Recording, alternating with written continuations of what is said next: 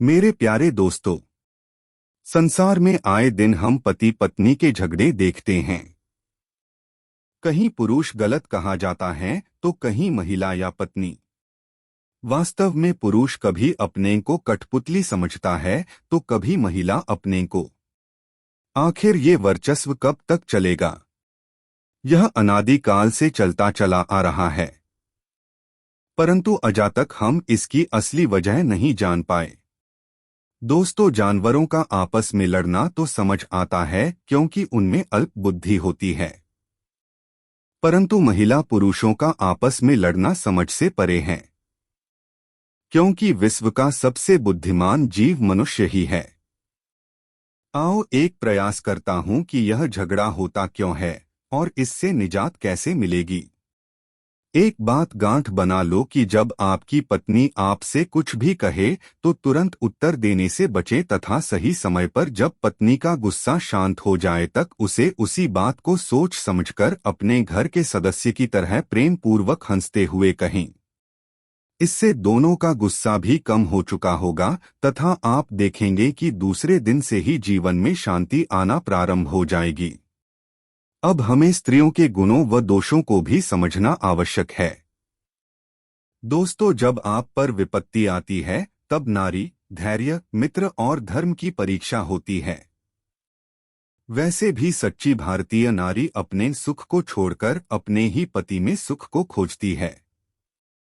यदि कोई महिला अपने पति का अपमान करती है तो उसे नर्क में तरह तरह की कठोर यातनाएं दी जाती हैं, परंतु शर्त यह है कि पुरुष को भी नारी को सम्मान के साथ अपने साथ रखने का निरंतर प्रयास करना चाहिए। दोस्तों, आज भारतीय समाज में पति पत्नी के झगड़े क्यों हो रहे हैं? कभी इसकी वजह जानने की चेष्टा की? आइए पहले महिलाओं के लक्षण भारतीय पुराणों के अनुसार समझने का प्रयास करते हैं। वास्तव में भारतीय पत्नी का एक ही धर्म है, वह है अपने पति के चरणों में प्रेम रखना। यही एक पत्नी का व्रत है या एकमात्र धर्म है। दूसरी तरफ पुरुष का भी यह कर्तव्य है कि वह नारी के सम्मान के साथ ही साथ प्रेम पूर्वक उसके साथ रहे। भारतीय रामायण के अनुसार पूरे संसार में 4 तरह की पतिव्रता महिलाएं होती हैं। पहले नंबर पर वह महिलाएं हैं जो अपने पति को छोड़कर सपने में भी दूसरे पुरुष के बारे में नहीं सोचती हैं। दूसरे नंबर की वे महिलाएं हैं जो अपने पति को छोड़कर दूसरे पुरुष को अपने सगे भाई, पिता या पुत्र के रूप में समझती हैं। यह उस पुरुष की उम्र पर निर्भर करता है।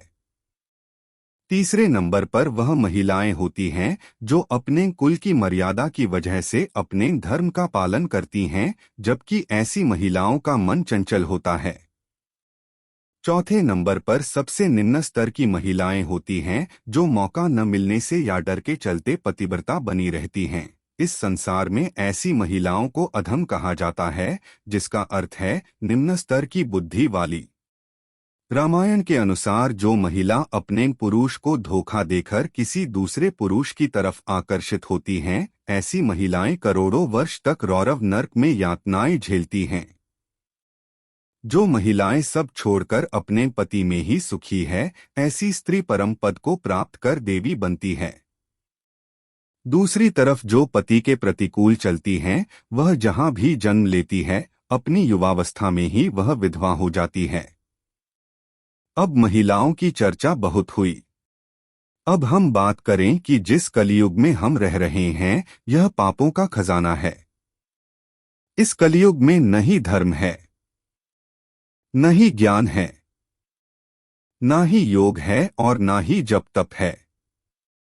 इस कलियुग में जो सभी को छोड़कर श्री राम जी को अपने हृदय में धारण करते हैं, उन्हीं को परम शांति है। आपने कभी गौर किया है कि सीता जी, राम जी व लक्ष्मण जी ही वन में क्यों गए? बाकी लोग क्यों नहीं गए? तो भारतीय पुराणों को समझना इतना आसान नहीं है जितना कि हम लोग समझते हैं। राम पूर्ण ईश्वरों के ईश्वर हैं, लक्ष्मण जी जीव यानी हम लोग हैं तथा सीता जी मायामोह हैं। अब इन्हीं तीनों में हम अर्थात हमारी आत्मा, ईश्वर व माया में ही भटकते रहते हैं तथा ब्रह्म से कभी साक्षात्कार किए बिना संसार से विदा हो जाते हैं। वीडियो अच्छा लगा हो तो चैनल को सब्सक्राइब, लाइक व शेयर जरूर करें। बोलो सियावर रामचंद्र की जय।